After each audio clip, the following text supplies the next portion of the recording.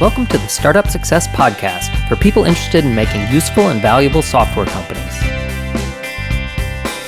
Brought to you by Moreaware, makers of software for countertop fabricators. Visit moreaware.com/company to see if you're a fit for our team. Today we have a very special guests, return guests, Daniel Kivatinos and Michael Nusimow, founder of drchrono. How are you two today? We're doing well. So hard to believe, but it has been 7 years since we spoke to you. Can you give us the high points of the last 7 years? What are some of the milestones you've hit in that time?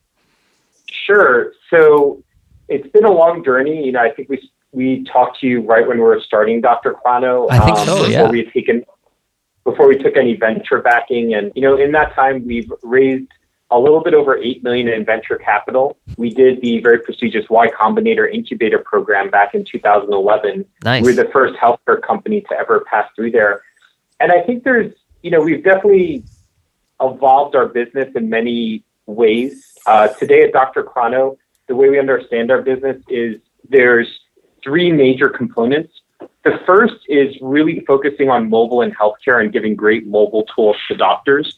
So we have an award-winning iPad and iPhone-based mobile electronic health record solution for doctors. Mm-hmm. And essentially what this tool does is everything a doctor needs to do when they're in an exam room with a patient, they could do it on their iPad and now on their iPhone. So they can see a patient's complete medical history, create new clinical documentation, send a prescription to any pharmacy in the United States, send a lab order and receive lab results for blood work and biopsy to any lab in the United States, send an electronic medical claim to any insurance company in the US. And they do all of this on their iPad and iPhone. They don't need a stack of paper in the room. They don't need a prescription pad. They don't need a laptop or a computer in the room. It's really mobile. And it's great because it allows them to really interact with their patients better. Doctors really react to that. And that's, one of our most distinctive features that really sets us apart from every other vendor in the healthcare space is that relentless focus on mobile. Mm-hmm. And one of the reasons we're the best is we launched on the iPad back in April 2010. And that's right when the iPad was released. So if you want to be the best at something, it helps if you're the first. They work for Harvard. They're widely seen as the best university in the country. And one reason is they happen to also be the first one. So if you show up on the first day, great way to be successful, to become the CEO of a company, just show up the first day and you've got a good shot at it. So that's just one part of our business, and we essentially give that away for free. We give that away for the doctors. You could download it on the iPad or iPhone, and the doctor could sign up in under 30 seconds and have all that software free and available to them. And where we monetize is with our second area of business, which is a really old and traditional, healthcare IT business called practice management software, mm-hmm. which usually includes things like scheduling scheduling all of your patients, running a doctor's office, and doing medical billing and accounting. And we offer this on drchrono.com. It's a SaaS platform that the doctors and their staff would use to basically run their whole practice, run the business side of things and get paid from insurance companies and patients and track all of those dollars flowing into their business. And that's a part that we charge for and where we make most of our revenue. And a third part of our tech stack are tools for patients and it's a brand we call OnPatient, where mm-hmm. patients will use their iPhone and iPad and any internet browser to interact with their doctor, to communicate, send secure messages, pay their bills, see their complete medical history, help organize their medical history for their family, their children and relatives and other people they're caring for. And the last part of our business is something called revenue cycle management, which it's growing in importance for us in the last 2 years. And revenue cycle management is essentially where we help to take over the pain of managing a medical practice and actually provide support. And essentially, we take over the work that a doctor does for all interacting with insurance companies and accounts receivable for their patients. And we actually provide staffing that will do that. Wow. And we become kind of business partners with the doctor. And we essentially take a percentage of their revenue, but also, kind of free them up from the task of either having to hire staff and do all this billing and accounting work for themselves and, following up on insurance companies. About a third of all claims that doctors initially submit to insurance companies get rejected for one reason or another. Right. And you have to relentlessly follow up every day to respond to those claims to get doctors paid. So doctors the market's pretty evenly split. Doctors either do this themselves with some staff members in-house, or they outsource it to just a service provider. So we're doing both. We are giving them the software solution and helping them provide the services and I think we have a huge advantage there. And it's a really interesting business that we find ourselves in, and it's one of our fastest growing pieces of our business. And it's been growing really fast for the last 2 years.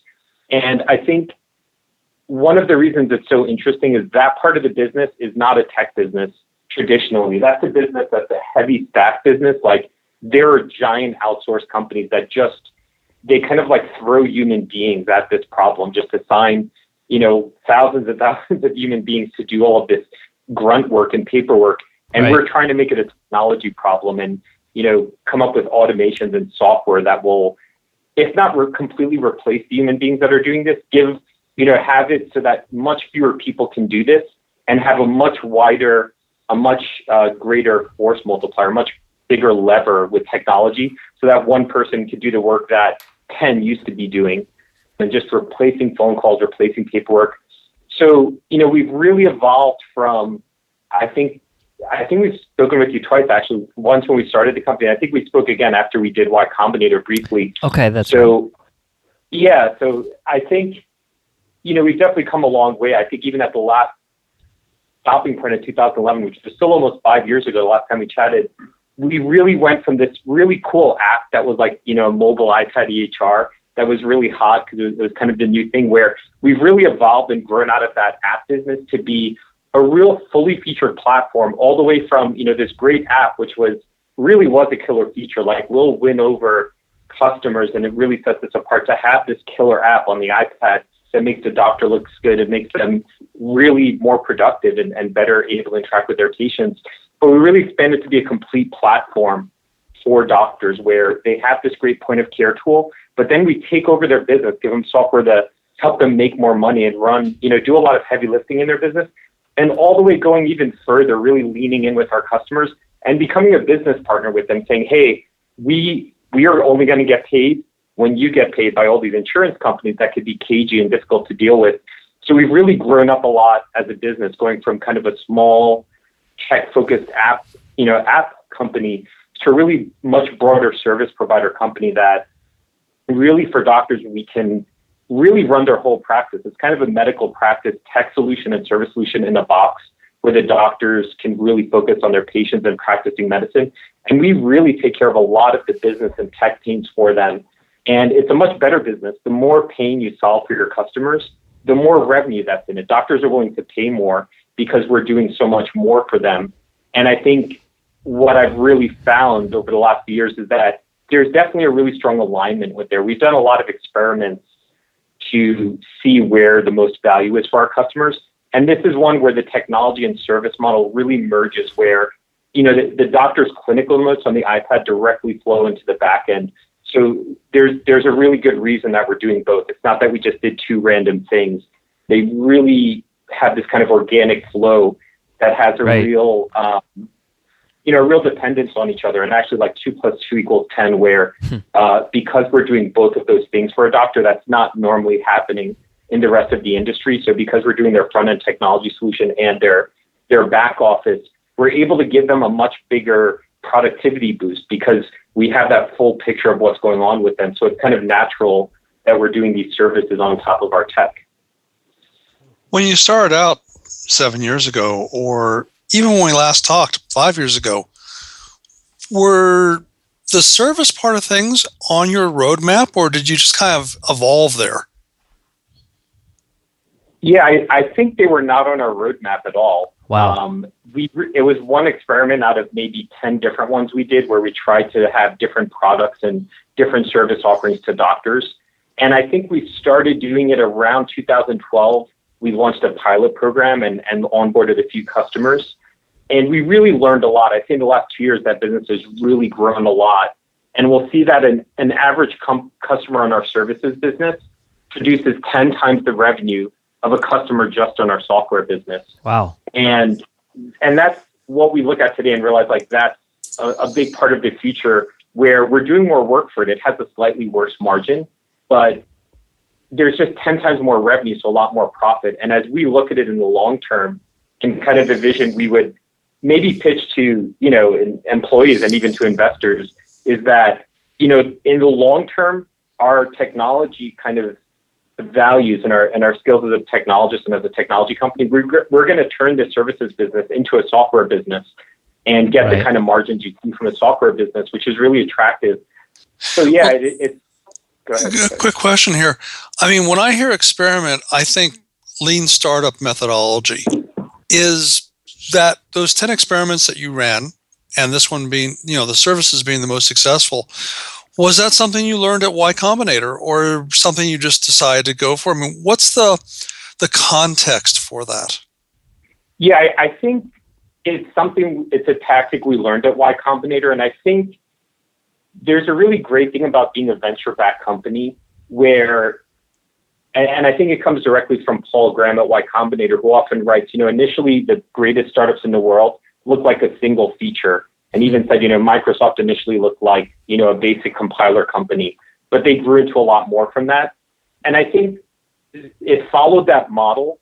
And also what I've learned over the last few years is even post Y Combinator, when you're talking with investors, you have a certain business. And I think, we've been working at this for a long time for almost 8 years on drchrono. So we've achieved a lot. We have a lot of product. We have a lot of revenue. We have all these great employees and all these happy customers.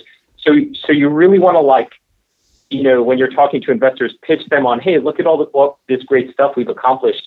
And they kind of don't care about that. They want to hear about that in like 30 seconds just to see that you're a serious person they should talk to. And what they really care is your vision for the future and your aspirations. And one of the most powerful ways you can present your company to investors, and some of the best companies I've seen when I've gotten to see their investor pitches and seen some of the info they put out, is that they present themselves as a 2-stage rocket that, hey, this is the thing we've done so far. It's like stage 1 of the rocket. We have to do a ton of work to break free, from the Earth's gravity. But, now we're going to strip off these booster rockets and we're going to shift into a different gear. And this is stage 2 of the company. And I've seen it in companies like Stripe where, you could see they started off as a credit card processing company and they just launched their Atlas offering, which I think is stage 2 of the company where, they want to be this platform for small businesses. And it's kind of weird when you see really small startups who have an app or a single feature and they think they're going to take over the world with this. It seems kind of crazy and you almost want to laugh at it because it's like, we're building an app that lets people like each other's faces and we're going to change the way people interact with each other. But I think it's useful to think about, especially when you talk to investors, because you kind of have to realize that, if you're able to really dominate on one set of app features and capture a lot of attention, you have an audience and a platform to do something great.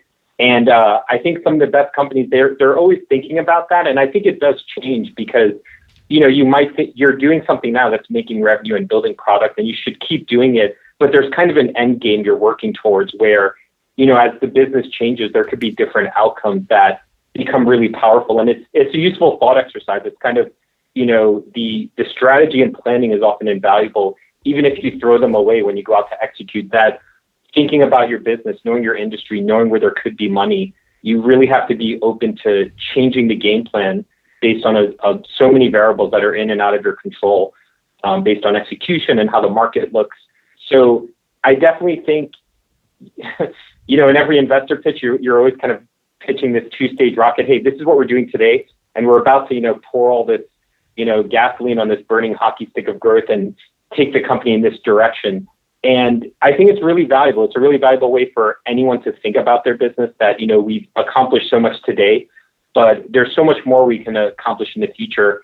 And from a very practical sense, that's kind of the aspirational part. From a very practical sense, it really increases your valuation and your total addressable market. And, that's something that's very hard tack and hard numbers that investors and business people look at. And I think a lot of product people and entrepreneurs who come from a product background may overlook. But the two things are really, I think there's a zen in being able to see both, that as your product grows, your total addressable market, if you could find a way, we're selling software to, doctors, and we found a way to offer them a service offering that could get us, 10 times more revenue from every doctor. Sure. And, numbers wise, that makes great sense. And it looks really good, but it sits in on the product side as well.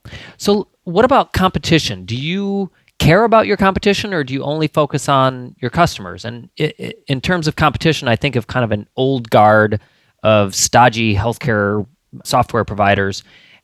Again, do you pay attention to them? Do they pay attention to you? How has that evolved? Yeah, that's a really great question. I think healthcare and providing software for doctors, it's an incredibly competitive field. Mm-hmm. I think I learned a really valuable lesson. I used to work at a software company called Bloomberg LP, which provides software and essentially a SaaS platform to financial people all over the world. And it's a really successful company.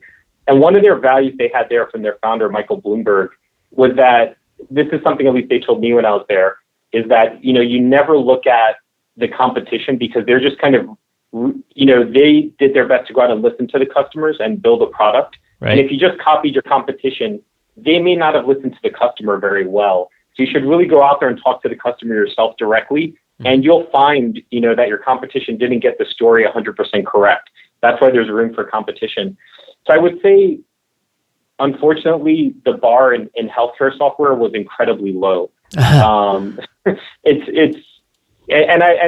being in the healthcare industry for the last 8 years or so. I understand why. There are these giant enterprise hospital vendors like Epic and Cerner that are kind of the oracles of the world, and they're going out and selling $50 million giant enterprise solutions to hospitals, and they always kind of ignore the private practice market, which is a completely different market. And in the last 8 years, there's been some regulatory changes where the adoption of electronic health record tools like drchrono, when we started the company in 2008, 2009, adoption was somewhere around 3 or 4%. And according to a poll last year, adoption is broken. Over 80% of doctors in the US are using some kind of EHR tool. So we've gone through a period of really rapid adoption due to healthcare regulations. The government was paying stimulus money to doctors for adopting systems and putting penalties if they didn't. So there was a huge amount of heat and energy in this field. So there was an explosion of startups that were doing the types of things drchrono did, many of which have already died off.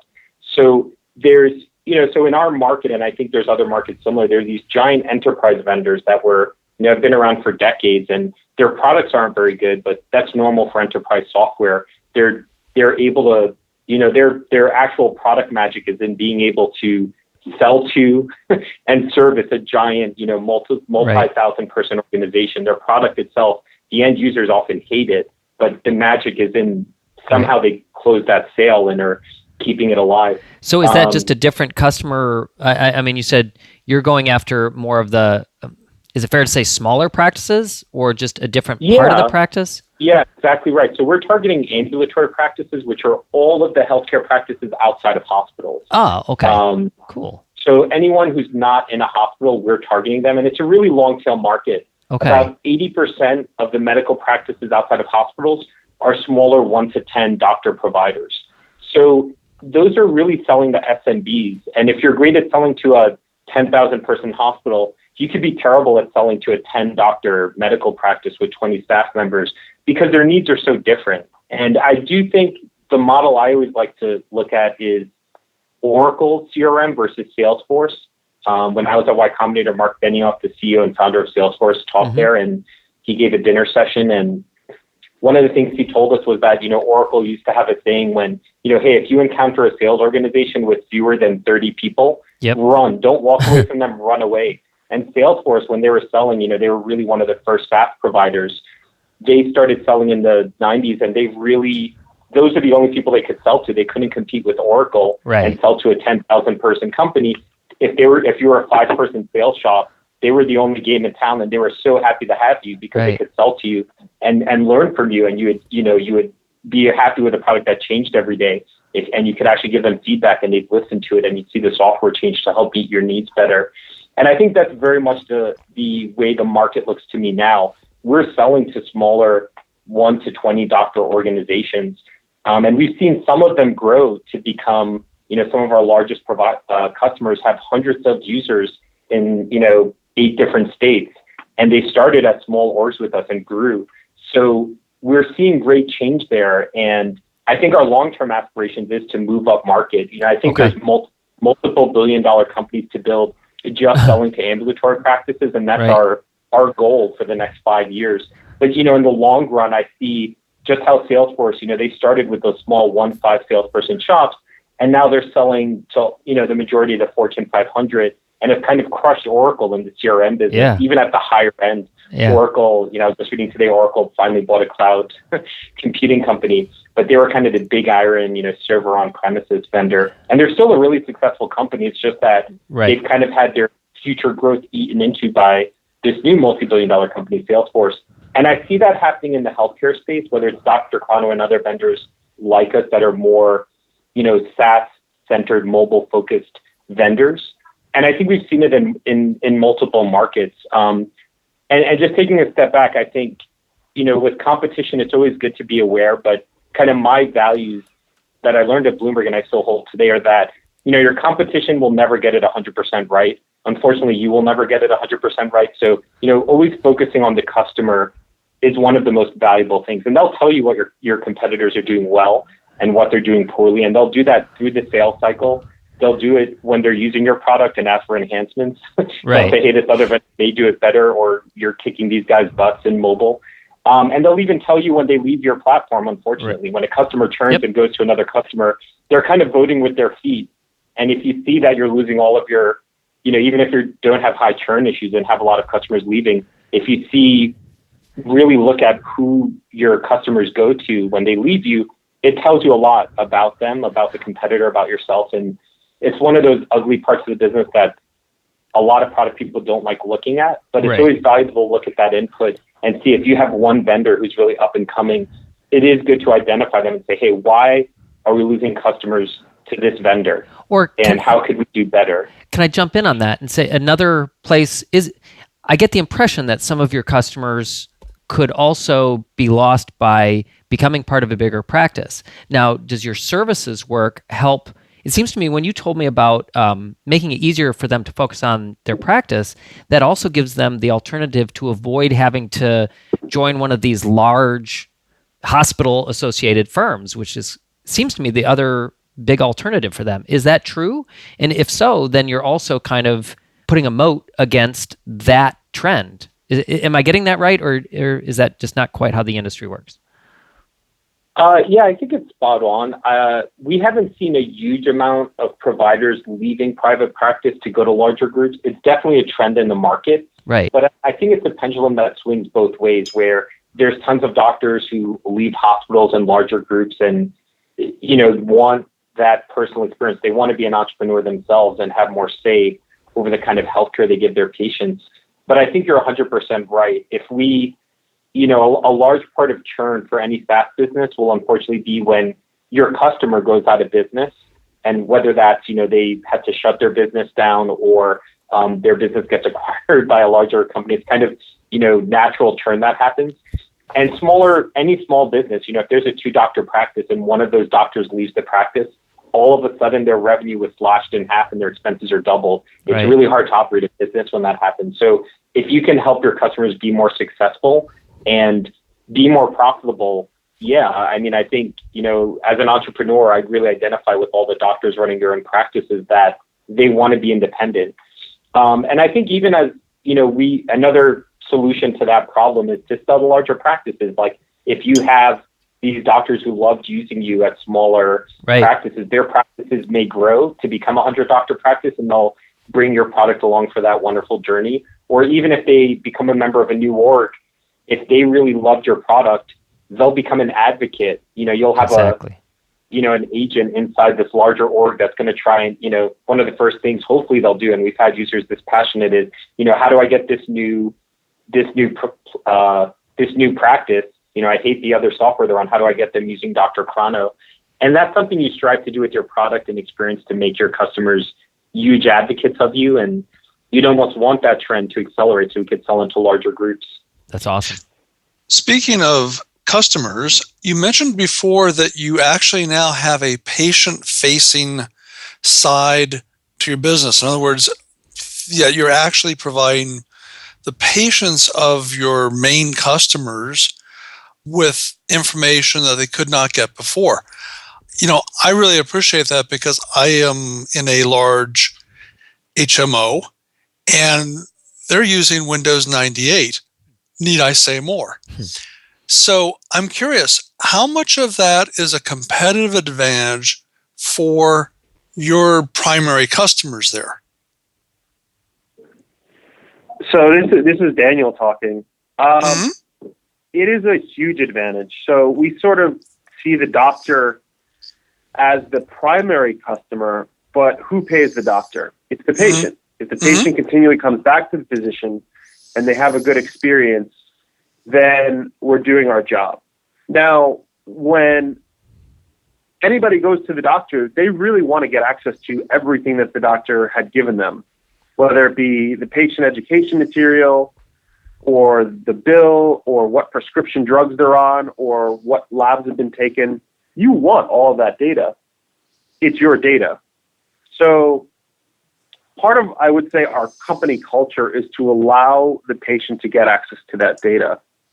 I would say milestone we worked on, one milestone that happened in the company is we were actually invited to the White House several months ago. Nice. To meet President Obama and to basically talk about this particular issue in giving the patients their data and what does that mean. So I flew to the White House. We met with President Obama and the team there, and really we sat down and worked on these problems saying, what is it going to take for patients to get their data? What is it going to take to create something called more precise medicine? So if you're able to get your data and all your doctors can see that data, how does that create precision medicine? So say you have like a patient who has cancer, you want to know everything that's possible to create a better outcome. What's happening right now in healthcare is a physician sort of is doing what's given to them. So it's like statistically, a physician will say, well, this drug will keep you alive at an 80% ratio. I'll give you this drug. They're not going to tell the patient that, but they're going to try that drug because it's the highest ratio. But if you get even more precise, so say you take a genetics test and you have your genomic sequence in your app, right? So you have that in drchrono on the patient end. And a physician is able to look at that and say, oh my God, these 5 drugs are actually, they work better because of your genomic sequence. How do they know that? Because other patients with a similar genetic sequence will actually have responded well to that drug. So a lot of it, what we're trying to do is allow this data to flow directly to the patient, but also engage other doctors in the right way. And we're working on the Precision Medicine Initiative, which is a government initiative where we're working to essentially give that data to the patient to enable them to do what they want with it. Healthcare should be more precise. So instead of you going to the doctor, yep. So precision medicine isn't going to become like the paperless office, i.e. something that was predicted for 20 years and, pretty much never happened. You see it in a much closer time frame. Yeah, and the one thing I would add is one really critical component for the Precision Medicine Initiative is also sharing data with researchers to help them make those scientific connections between genetics data and response to treatment that doctors, they just don't have access to it today. It's just not practical, for 99% of the U.S. population to get access to that level of like genetic advice from their doctor. And one of the big ways to do that is a really simple software problem, which is just having an API so that you can work with schools like Harvard and their research org and their med school, work with, the NIH to share data.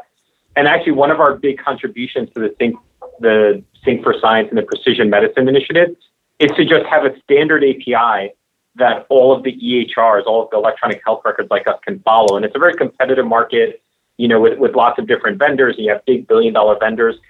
And I would say for a number of reasons, for competitive reasons, for tech issues, it's been an area where APIs are really deficient. And one reason we're invited to the White House, we're kind of a small, scrappy startup from Silicon Valley still, even after all these years. Right. We're not a big $20 billion company like Cerner. And, we were one of 6 vendors invited there. And every other vendor was one of these multi-billion-dollar companies in this space. Like Cerner's a $20 billion public company. And the reason we were invited there was because we were the only EHR company out there with a working OAuth API that, had RESTful JSON data points. And we opened up this API to, all of Silicon Valley and the whole environment. Our customers can use it and build on it. We're building out an app store-like type model where other people can build on this API and we'll offer it to our customers. So we're really leading the way there. And the White House kind of brought us in, I would say, as an example, and also to kind of shame the other vendors and say, hey, you're a $20 billion company and you're telling us it's not possible to offer an API that's standard with your competitors and that it's going to take you 10 years and $10 billion. This small startup did it. Why can't you do it? That's so and cool. I think, and I think it's great to lead the way there and kind of provide an example to say it is that easy. You just open up the API and you invest in good security and you listen to your community and you work with other developers and these things are possible. And I think, that goal, which seems decades away, there's lots of little steps there. And one of those steps is just getting the data out of those systems and sharing it with researchers, just building a stable API that's universal so that, if researchers at Harvard or Johns Hopkins want to look at medical records, they can get them out of every system on the market. And for whatever reasons, and there's probably a long story behind it, and I know some of it, all these other vendors were walled gardens where, and you could see they were getting blasted by even people like the New York Times and Wall Street Journal who were kind of writing op-eds that, hey, these vendors just, they don't even give the hospitals using their software access to their data. And it's just kind of a shady business practice that we've always just had an API and had open access to data. And, as technology people, I think it makes sense. And we're just trying to bring some of that skill set to healthcare. What are some of the apps you'd like to see on your app store? Specifically, I'm thinking our listeners are entrepreneurial. So what do you want to see people go and build? We can give some use cases of who have actually built on our That would be API. great. Yeah. Tell us some of those.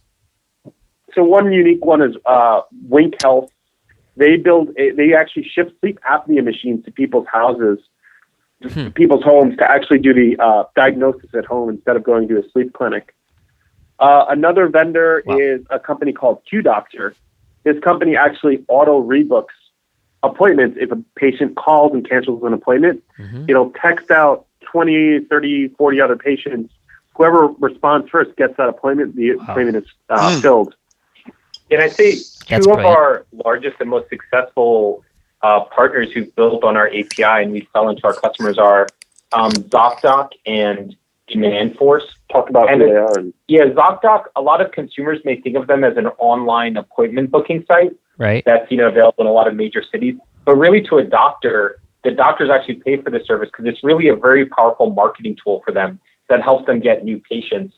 And DemandForce is a similar marketing tool, but what it does is it looks at all of a doctor's patients and history, and they look at it as a business and say, hey, how can I get patients to come back in for their routine follow-up healthcare? But also they're thinking of it as a business. Like, how can I generate more revenue from this practice? If you have, if you're a doctor and your patients don't come in for their annual exams, it's kind of taking a ping on their health, and maybe they're in their 20s and 30s and they don't really need it. But, it's also costing you as a business. And then there's a lot of other fields of medicine, say dermatology, where there's a lot of elective procedures where, things like Botox and stuff are not medically necessary, but they could be huge revenue drivers for doctors. So they take really innovative ways like that to do email marketing to a doctor's user base. So there's a lot of great tools there. To answer one of your questions, one thing we're working on now is we built a really basic inventory management system for our doctors that we designed it to help doctors store vaccines, like flu vaccines and things like that. So not a really super advanced inventory management system, but we built a very basic one that works with, some really key and necessary healthcare type inventory that a doctor needs.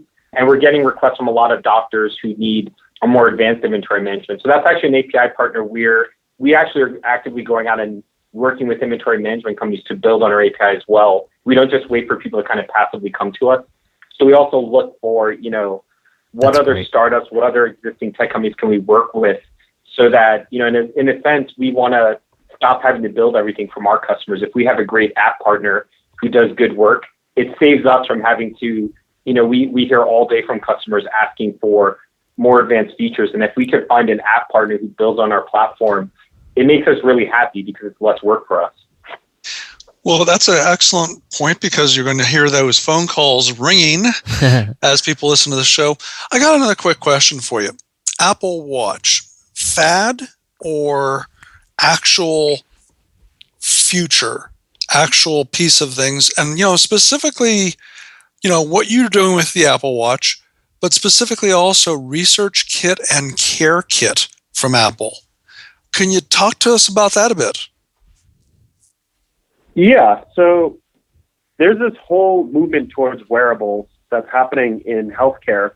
And I think Apple Watch signifies, from one of the best companies in the world, what's happening.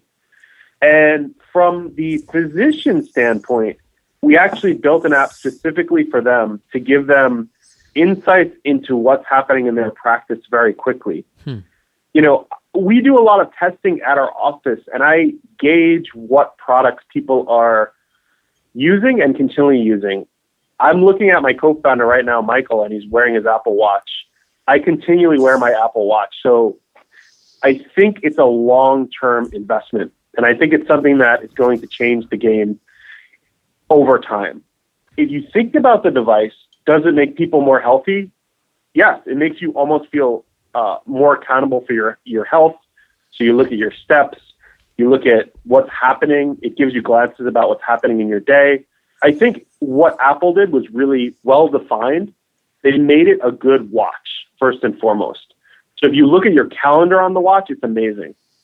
I think what we were doing when we rolled out our app, we took that same insight and built who's the next patient that I'm seeing? What's the critical things that I need to know about that patient? So the doctor can look at that very quickly and say, okay, I have 10 more patients coming in. This one's an urgent patient. I need to know about that. It doesn't do everything, and I think the device is not intended to do everything.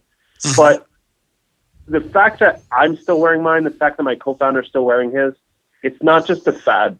I think it's something that's going to be here long term, and you're just going to see more and more of the population adopting to this type of technology.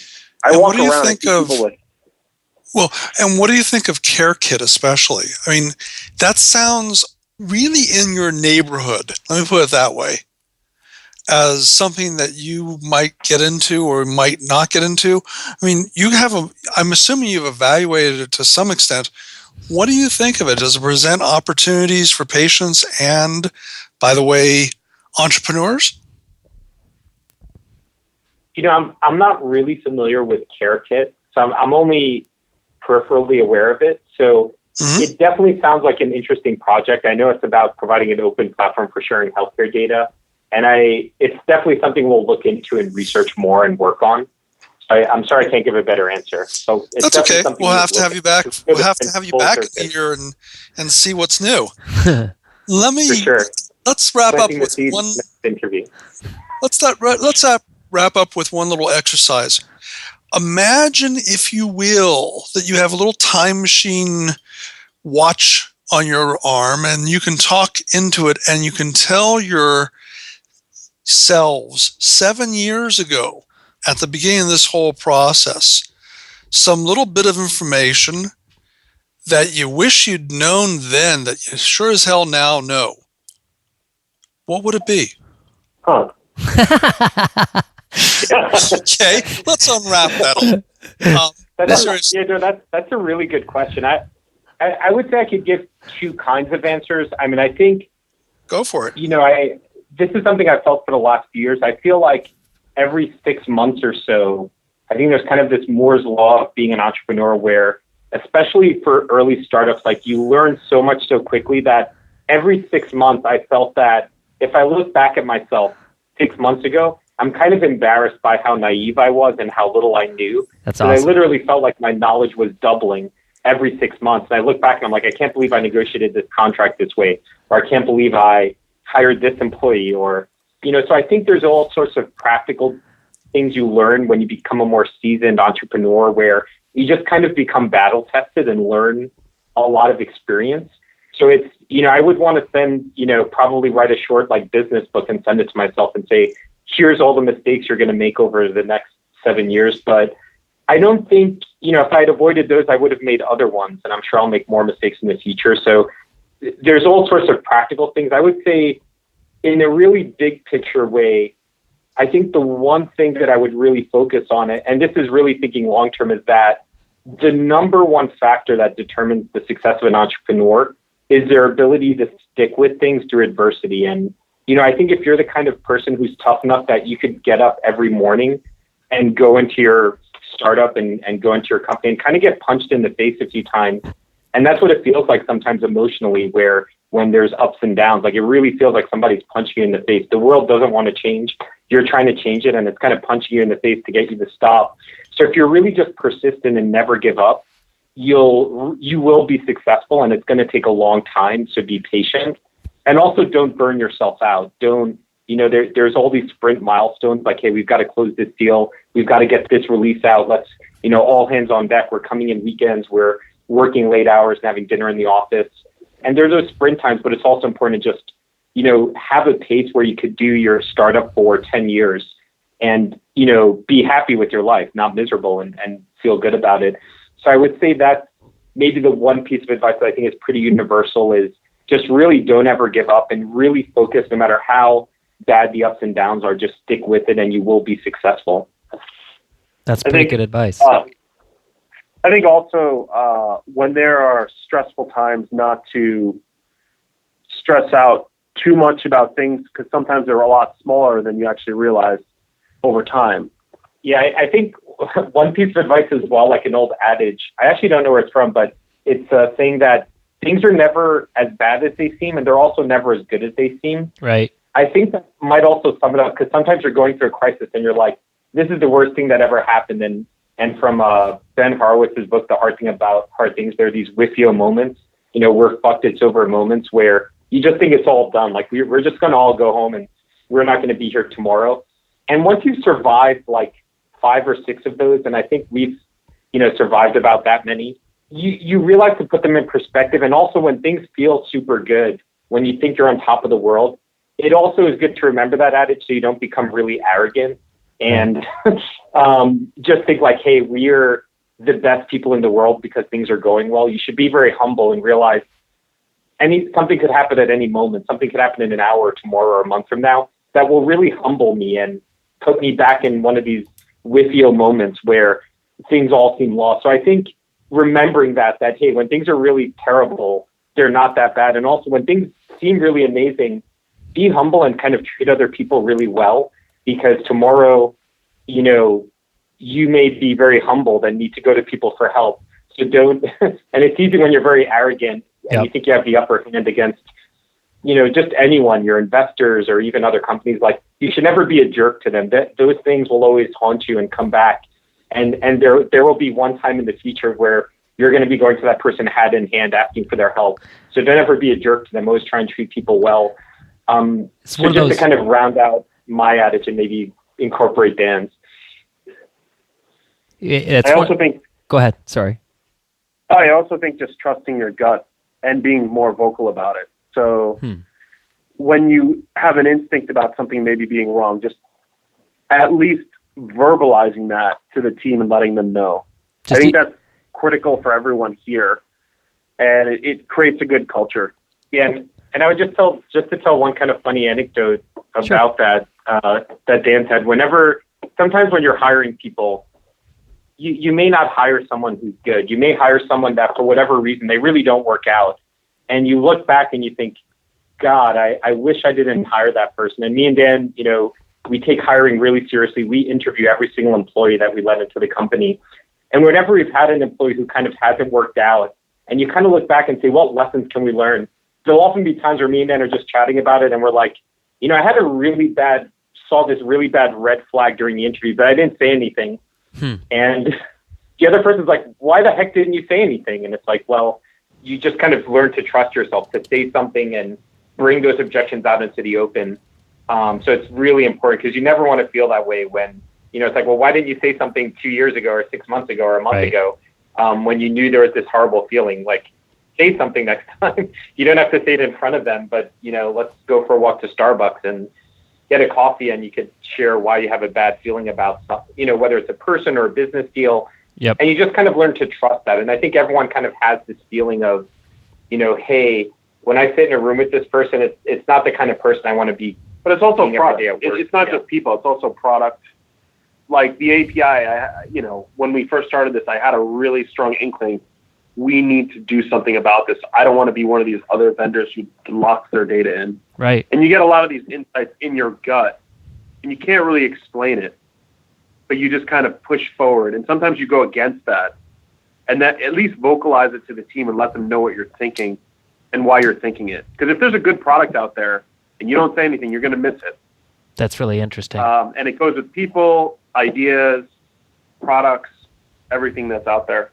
Well, Michael, Daniel, thank you so much for chatting with us again. And one of the effects of the approach you've taken, and I think that the last little bit of advice is that people cheer for you. I vaguely remember seeing a news story about your meeting with the president, or I thought I saw your name in a story and smiled, because it's just, you're a company that's easy to cheer for, and that's something that people like us are definitely wanting you to succeed. So thank you for spending some time with us, and keep crushing. And let's not be such a stranger. We'll have to talk to you again in less than 5 years. Okay? We'll try not to cancel our podcast during that time again. So. And I'm glad you guys have the podcast back. It's great. Well, thanks. We definitely listen. So. No, that just is bizarre to me, but thank you.